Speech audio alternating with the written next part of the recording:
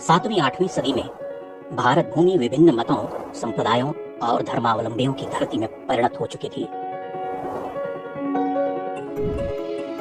यही काल बौद्ध और जैन धर्म का उत्कर्ष काल भी था। बौद्ध और जैन मत की जड़ें उपनिषद दर्शन में ही मिलती हैं, किंतु बाद में वे वेद विहित चिंतन पद्धति का खंडन करने लगे थे। बौद्धों के साथ साथ जैन मतावलंबियों ने भी इस काल में वैदिक धर्म का खंडन किया। वैदिक धर्मावलंबी पूरी शक्ति से अपने धर्म के पुनरुत्थान में जुटे हुए थे और कई महान दार्शनिकों विद्वानों ने यथाशक्ति उनके मतों का तार्किक खंडन भी किया था।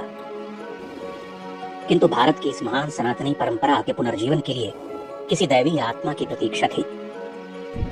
समस्या केवल इतनी नहीं थी, इस काल में भागवत, कापालिक, लोकायतिक, कार्तिक, ऐश्वर्य, पांचरात्रिक और तांत्रिकों का भी बोलबाला हो चुका था। इसी संघर्ष काल में भारत की धरती पर ईश्वर का अंश लेकर एक चमत्कारिक प्रज्ञा का आविर्भाव हुआ था, जिन्हें हम शंकराचार्य के नाम से जानते हैं।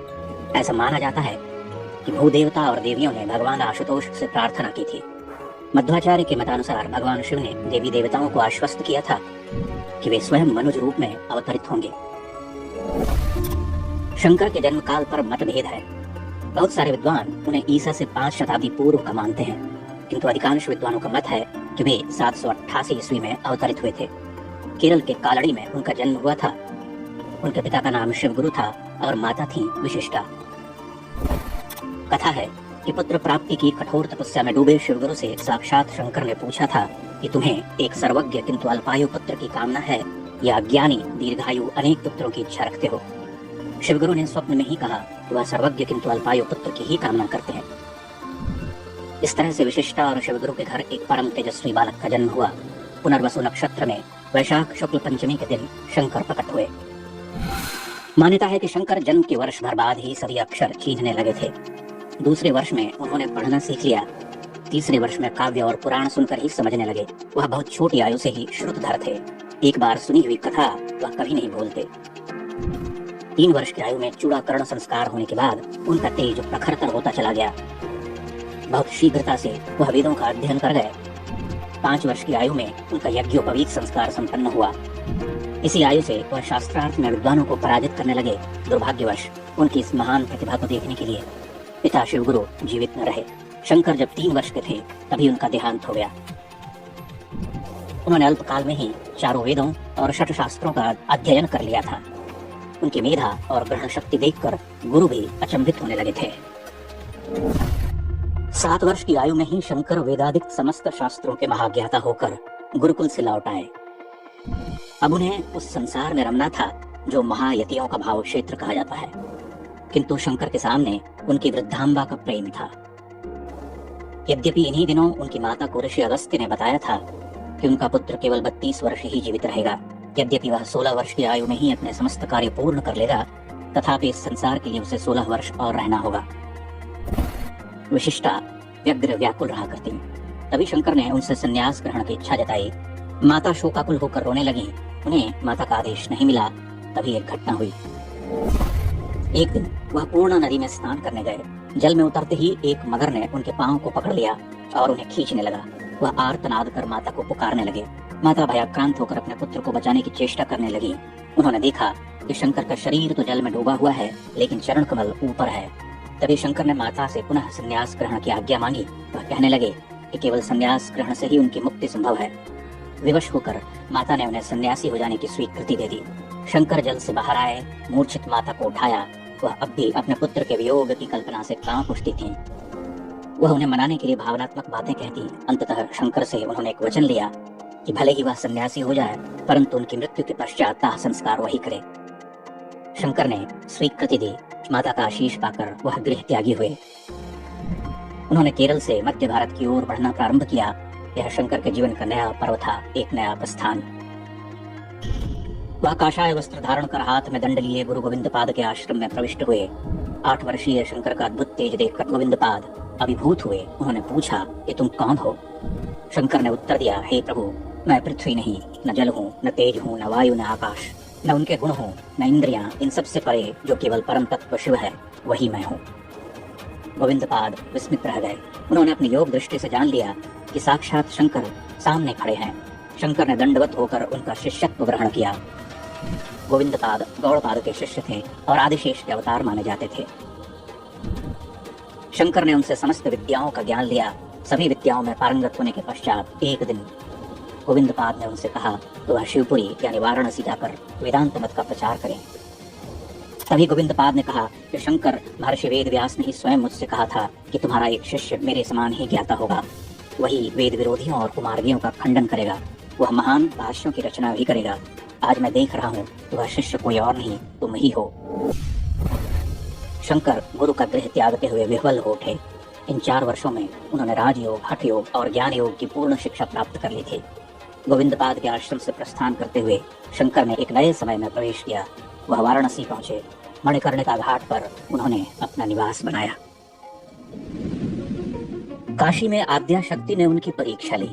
वह एक साधारण स्त्री का रूप धरकर उनके सामने प्रकट हुई थी, जिसका पति मर गया था। शंकर ने उन्हें रास्ता देने को कहा। वह बोली कि तुम शव से स्वयं हट जाने को क्यों नहीं कहते। तब शंकर ने कहा कि माँ, आप अत्यधिक शोक में अप्रकृतिस्थ हो गई हैं, भला शव स्वयं कैसे हट सकता है। स्त्री ने जवाब दिया, क्यों यतिवर, आपके मतानुसार तो शक्ति निरपेक्ष ब्रह्म ही जगत करता है, तो शक्ति के बिना शव स्वयं क्यों नहीं हट सकता। इतना कहकर स्त्री अंतर्धान हो गई। शंकर समझ गए कि बिना शक्ति के शिव कुछ नहीं है। काशी में ही उन्होंने देवी की स्तुति में गतिस्त्वम त्वमेका भवानी लिखा। काशी में ही चांडाल वेशधारी भगवान शिव ने उन्हें दर्शन दिए। भगवान शिव का आदेश प्राप्त कर वे बद्रीनाथ की ओर प्रस्थान कर गए। बद्रीनाथ में वे नारायण का दर्शन करने पहुंचे, किंतु मंदिर में देवता का विग्रह नहीं था। पता चला दस्युओं के भय से विग्रह को नारद कुंड में छिपा दिया गया था। शंकर ने नारद कुंड में डुबकियां लगाकर अंगुष्ठविहीन विग्रह को बाहर निकाला और उन्हें देवालय में पुनर्प्रतिष्ठित किया। बद्रीनाथ में ही उन्होंने प्रथम भाष्य की रचना की। इसी क्षेत्र में महर्षि व्यास ने उन्हें दर्शन दिए। व्यास ने दर्शन से पूर्व उनकी परीक्षा ली। शंकर की विद्वत्ता और मेधा से अभिभूत होकर उन्होंने शंकर को पुत्र की संज्ञा दी। वेद व्यास ने ही उन्हें बताया कि उन्हें धरती पर और 16 वर्ष बिताने हैं। कई महापंडितों को शास्त्रार्थ में पराजित करना है। व्यास ने ही उन्हें महान कर्मकांडी कुमारिल भट्ट से मिलने को कहा। शंकर प्रयाग की ओर चल पड़े। प्रयाग में कुमारिल अग्नि स्नान कर रहे थे। अपने गुरु को शास्त्रार्थ में पराजित करने की ग्लानि में उन्होंने स्वयं को दंडित किया था। आत्मदाह करते हुए वह वक्ष तक भस्म हो चुके थे। शंकर ने उन्हें अग्नि में भस्म होते हुए देखा तो शोकाकुल हो उठे। कमंडलों के जल से उन्हें स्वस्थ करने की आज्ञा मांगी, किंतु कुमारिल टस से मस न हुए। उन्होंने शंकर को मंडन मिश्र से शास्त्रार्थ करने को कहा। आचार्य शंकर और मंडन मिश्र का शास्त्रार्थ भारतीय विद्वत परंपरा के सबसे चर्चित शास्त्रार्थों में से एक माना जाता है। मंडन मिश्र से उन्होंने 15 दिनों तक शास्त्रार्थ किया। अंततः महापंडित मंडन मिश्र ने शंकर की गुरुता स्वीकार की। यहाँ से दूसरी कथा शुरू हुई। शास्त्रार्थ की निर्णायिका सरस्वती रूपा मंडन मिश्र की पत्नी उभय भारती थी। उन्होंने अपने पति के पराजित होने के पश्चात शंकर को शास्त्रार्थ की चुनौती दी। शंकर तैयार हुए, किंतु भारती ने काम शास्त्र के जटिल प्रश्नों को उनके समक्ष रखकर उन्हें निर्वाक कर दिया। शंकर ने उनसे कुछ समय मांगा। वह परकाया प्रवेश कर माह भर बाद लौटे। उभय भारती के सभी प्रश्नों के उत्तर देकर अपनी गुरुता सिद्ध की। शंकर ने सनातन धारा में कर्मकांडी, पाशुपत, कापालिक, उग्र भैरव, नैयायिक, मीमांसक समेत सभी मतावलंबियों को परास्त किया। बौद्ध और जैन आचार्यों को नत किया। वे उत्तर से दक्षिण और पूर्व से पश्चिम तक भिन्न भिन्न नगरों में घूमते रहे। उद्भट विद्वानों के समक्ष अपनी गुरुता सिद्ध की। भारत की 4 दिशाओं में 4 मठों शारदा मठ, गोवर्धन मठ, ज्योतिर्मठ और श्रृंगेरी की स्थापना की।